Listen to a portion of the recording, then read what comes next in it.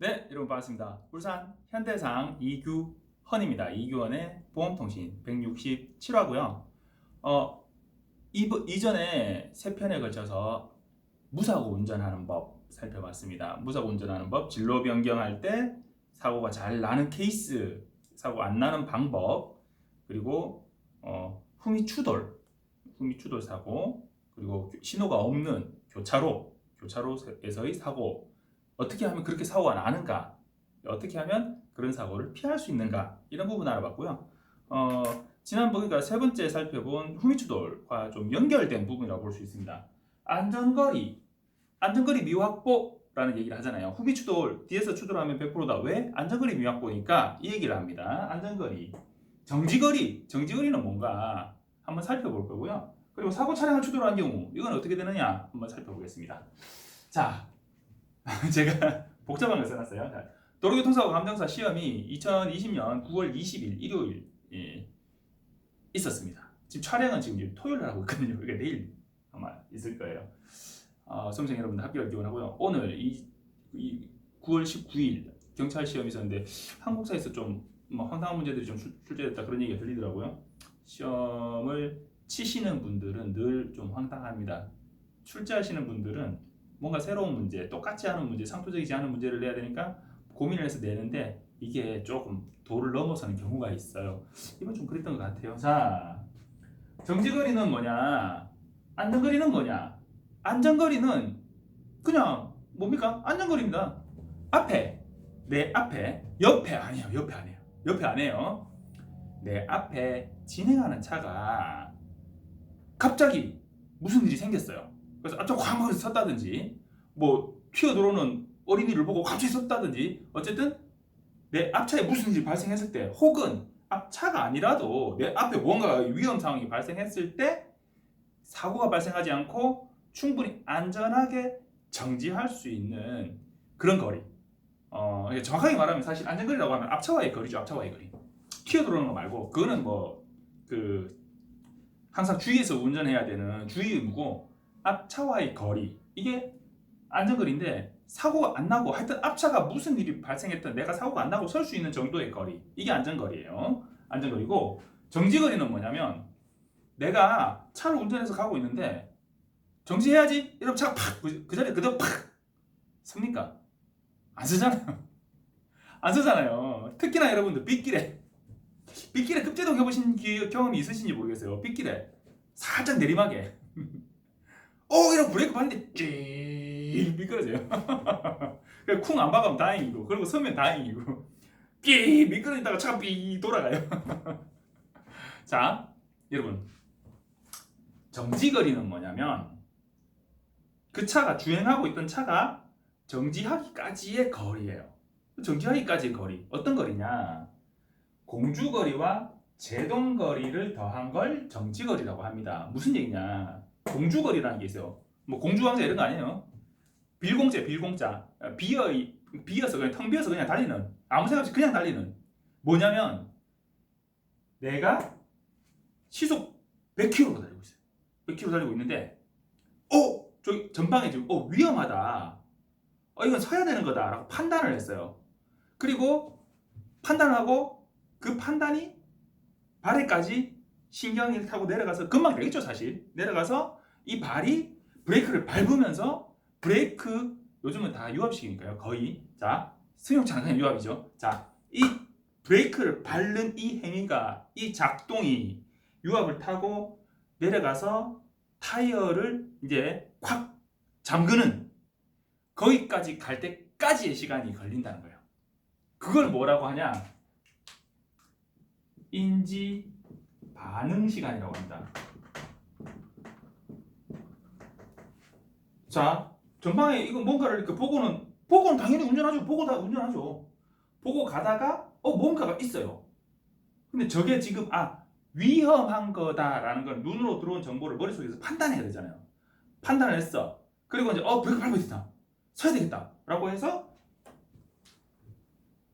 위험을 인지하고 제동이 딱 먹기까지, 그때까지 시간이 조금 걸린다는 거예요.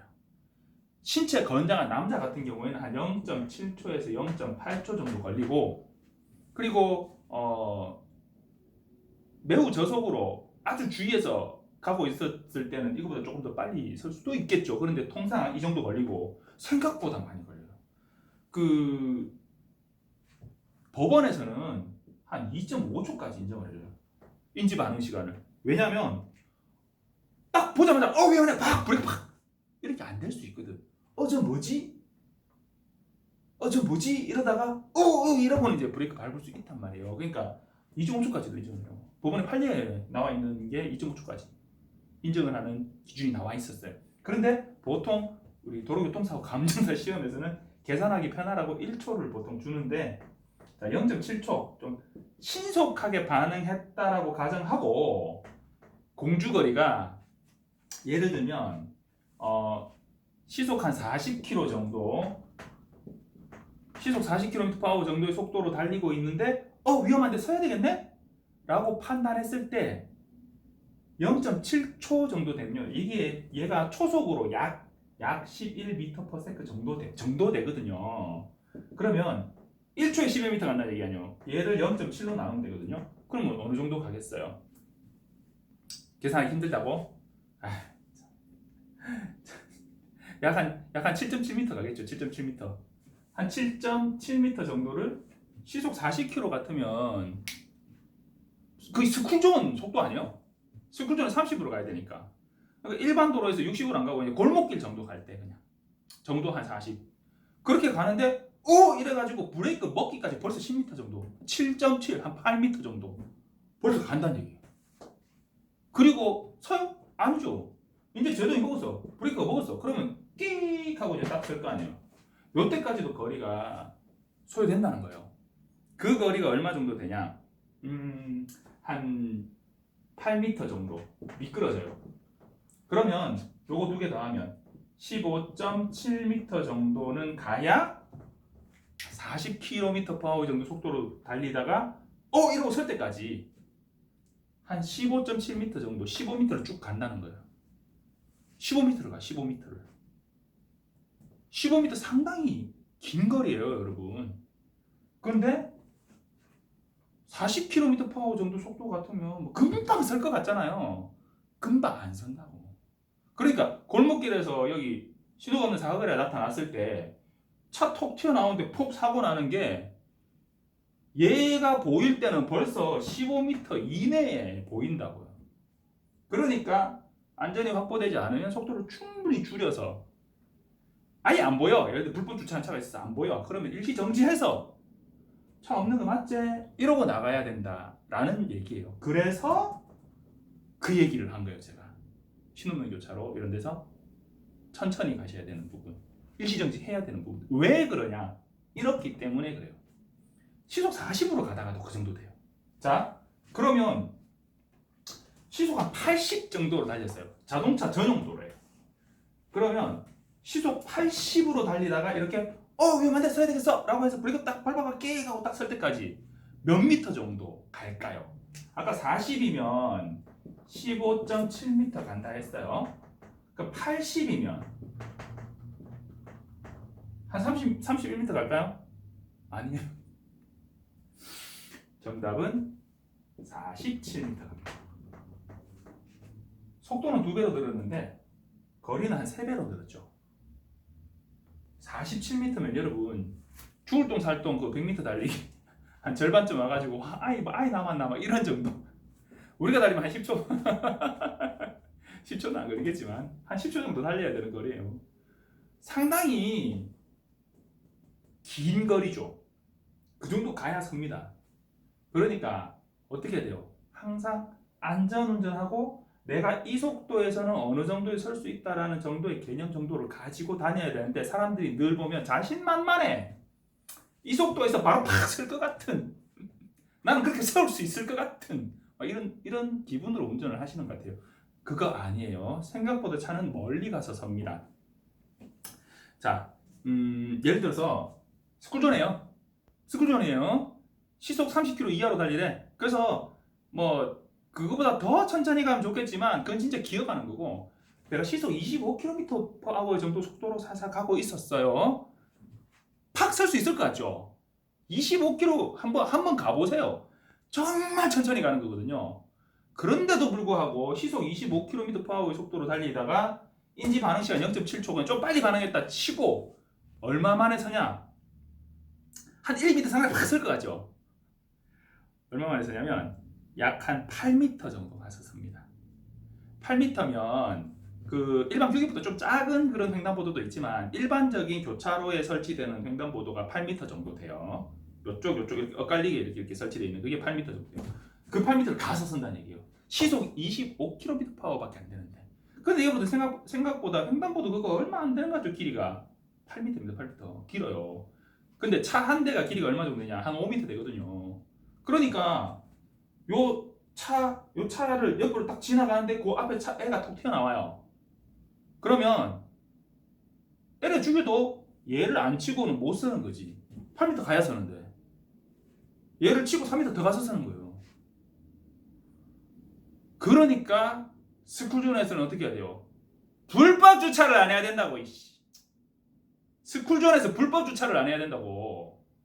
거기서 25km/h 속도로 달리는 사람이 잘못한 거예요? 30km/h 속도 이하로 달리라 했잖아. 물론 30은 제한 속도고 그보다 더 천천히 갔어야지. 애가 그 사이에서 튀어나올 수 있는데 천천히 갔어야지.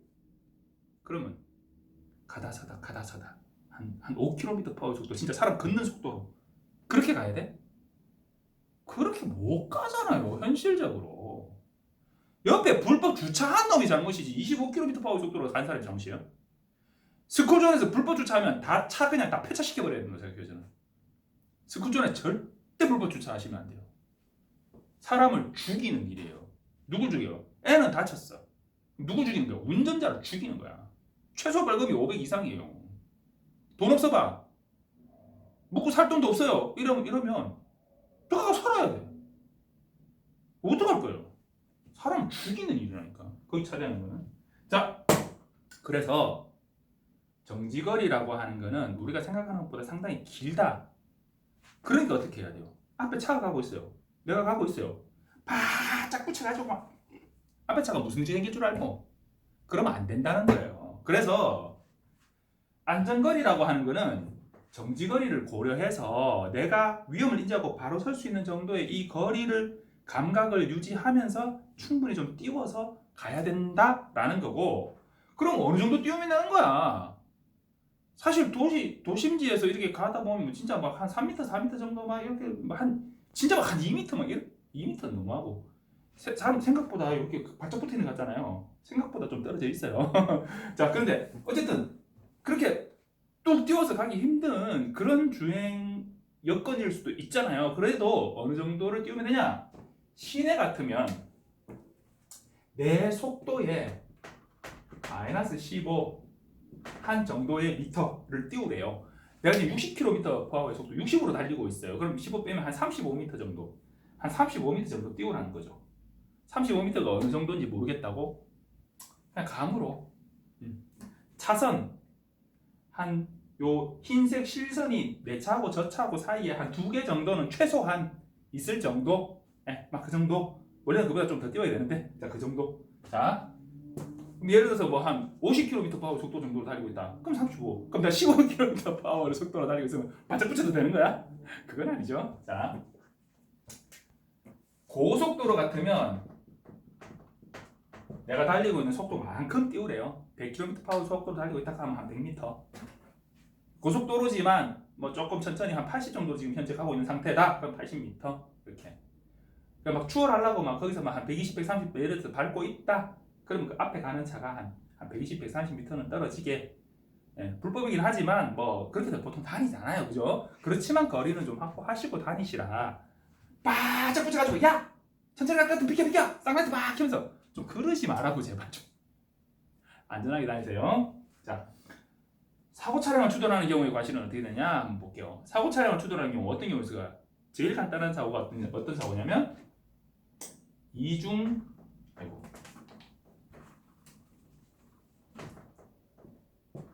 혹은 다중 추돌이라고 하는데요. 이중 추돌 사고입니다. 앞에 가는데 차가 신호가 바뀌었다고 탁 섰어요. 뒤에서 따라가는 차가 방심하고 거리를 안 두고 가다가 쾅 박았어요. 그 박은 놈을 내가 또 박았어요. 이게 이중추돌 사고예요. 이건 이제 삼중추돌이 삼중추돌. 그러니까 다중추돌이라고 해요. 다중추돌. 그래가 있는데 뒤에서 내 차를 또 한 번 더 박았어. 그 차가 총 4대야. 뭐 이럴 수도 있잖아요. 그죠? 그러니까 이거는 이제 삼중추돌이라고 삼중추돌. 그런데 그런 경우에 앞에 서 있는 차를 내가 박은 게 아니라 앞에 사고 난 차를 내가 박은 거예요. 그럼 어떻게 돼요? 그러면 이런 경우 있을 수 있어요. 그 맨 앞에 차가 뜬금없이 갑자기 서버린 거야. 신호도 녹색인데. 그 뭐죠? 그럼 어떻게 되죠? 그 차에 뭘 부를 수 있어요? 이유 없는 급제동의 과실을 물을 수 있어요. 근데 이 이유 없는 급제동이란 건 뭐냐? 정말 이유가 없는 게 아니고 아니 지금 좌회전 차로로 가야 되는데 왜 이리로 왔지? 이런 거 있잖아요. 정당한 이유가 없는 급제동 일 경우에 그 차한테 과실을 물을 수 있어요. 그런데 잘 판단하셔야 돼요. 그 차가 이유 없는 급제동을 했어. 얘가 박았어요. 그래서 내가 박았어요. 이러면 좀 다툴 여지가 있어. 그런데 가끔 어떤 사고가 나냐면 얘가 뜬금없이 녹색 신호에 가다가 정진 앞에서 서버린 거예요. 그 뒤에 차가 놀래가지고 탁 섰어. 안 박았어. 근데 내가 박은 거예요. 그래서 두 대 밀어버렸어 그냥. 자 어떻게 돼요? 얘는 비록 신호를 착각해가지고 이유 없는 급제동을 했지만 그 뒷차는 충분한 안전거리를 확보해가지고 사고를 방지했어요. 얘가 이유 없는 급제동을 한 사고의 원인은 이미 해소가 됐어. 그런데 얘를 내가 급하게 따라가다가 서니까 박아버린 거예요. 얘는 이유가 있는 급제동이잖아요. 박아가지고 앞에 차까지 다 밀어버렸어. 그럼 이제 입에 개거품을 부는 거죠. 왜 거기서 서가지고 앞에 차 보고 그럼 그 차한테도 관심 볼 수 있는 거 아니에요? 이런 질문을 제가 가끔씩 받아요. 그럼 이제 대답하기 진짜 힘들어요. 블랙박스 보내주세요 그래요. 왜냐? 그 차한테 과실을 책임을 정말 물을 수도 있고 혹은 이 상황이면 저 차한테 과실을 물을 수 없다라는 상황이 될 수도 있어요. 그건 어떤 관계에서 봐야 되냐? 시간 관계에서 봐야 돼요. 이 차가 서고 이 차가 급제동하고 계속 가서 박았다. 이거 하고 이 차가 서고 이 차가 급제동했는데 그러고 나서 와서 박았다. 이거 하고 달라요. 그러니까 자 여러분 판단을 내릴 때는 항상 사고를 분석할 때 뭘 봐야 되냐? 시간과 거리와 속도 관계를 봐야 돼요. 그걸 봐가지고 이 사고를 분석해야 됩니다. 그래서 다중추돌 사고일 때 맨 앞차가 이유 없는 급제동일 때 이 차한테 과실을 물을 수 있냐 없냐는 매우 어려운 문제예요. 저한테 그냥 단적으로 물으면 어떤 경우는 그러면 책임을 물을 수 있고 어떤 경우는 책임을 물을 수 없어요. 뭐라고 답변하기도 힘들어요. 그리고 실무에서 협상으로 이루어지는 경우가 많기 때문에 판결을 통한 명백한 결론, 이 경우에는 이렇다, 저 경우는 저렇다라는 부분은 뭐 찾아보면 있겠지만 쉽지 않아요. 그래서 어쨌든 중요한 건 뭐예요? 맨 앞차가 이유 없는 급제동을 했는데도 불구하고 중간차는 섰어요. 근데 내가 박은 거 아니야? 뭐 할 말이 있어? 맞잖아요. 근데 이제 막 고객들 막 흥분해가 막 난리가 난다. 당연히 그 앞에 차도 과실을 물어야지. 왜 우리 보험회사는 왜 능력이 없나? 자, 이 경우 말고도 어떤 경우가 있을 수 있냐? 고속도로에 사고가 났어요. 1차로에 사고가 났어요. 사고 차량을 뒤에서 밀었어요. 그 옆에서 뭐 사고 처리하고 서가 있던 사람까지 같이 밀어버렸어요. 죽었어요. 뉴스에 나오고 막 이러죠. 자, 그 경우에 그럼 밀은 차가 무조건 다 100%냐? 아닐 수도 있다. 여기서 답변 저는 이렇게밖에 드릴 수 없어요. 아닐 수도 있다. 거기에 사고 난 상태로 신속하게 갓길로 빼내지 아니한 이 차의 과실이 있을 수도 있어요. 이전의 상황이 도로가 휘어지는 구간이냐 혹은 눈이나 서리로 인해서 노면이 미끄러운 상태의 교량 다음에 이제 딱 사고가 난 이런 상황이냐, 제동하다가 막 미끄러져가지고 난리가 나는 이런 상황이냐, 사고가 나고 차량이 움직일 수 없는 상태냐, 움직일 수 있는 상태냐, 혹은 움직일 수는 있지만 여기가 예를 들어서 한 6차로 정도 돼가지고 저쪽으로 빌빌빌빌 빼내다가는 오히려 2차 사고가 우려되는 그런 상황이냐 등등등의 요인을 따져서 그 사고 차량에 과실을 물을 수 있냐 없냐를 따져야 돼요. 그래서 과실이라고 하는 건 그렇게 쉬운 게 아니에요. 사고 차량을 추돌한 경우 대부분의 경우 어떤 경우다? 앞에 서고 뒤에 쾅 박았는데 그걸 콩 박거나 앞에 서고 지는 어떻게 다행히 섰는데 뒤에서 박거나 이런 경우죠. 그죠? 사고 차량 추돌한 것도 결국은 뭐예요? 안전거리 위반법이에요. 안전거리 위반법이기 때문에 기본은 일단은 박은 차가 과실이 많다. 그래서 어떻게 해야 돼요? 충분히 안전하게 거리를 확보하고 다니셔야 된다라는 부분입니다. 자, 여러분 이기훈의 보험통신 167화고요. 2020년 이 영상이 올라가는 거 월요일에 올라가니까요. 9월 21일이에요.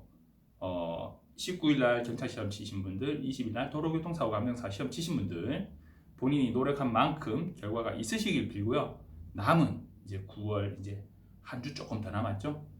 열심히 열 동안 열심히 활동하시고 즐거운 이제 추석 대비하시길 바라겠습니다.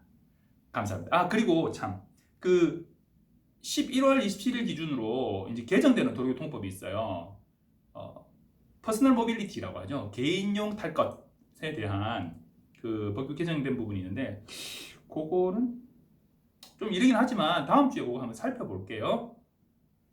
감사합니다.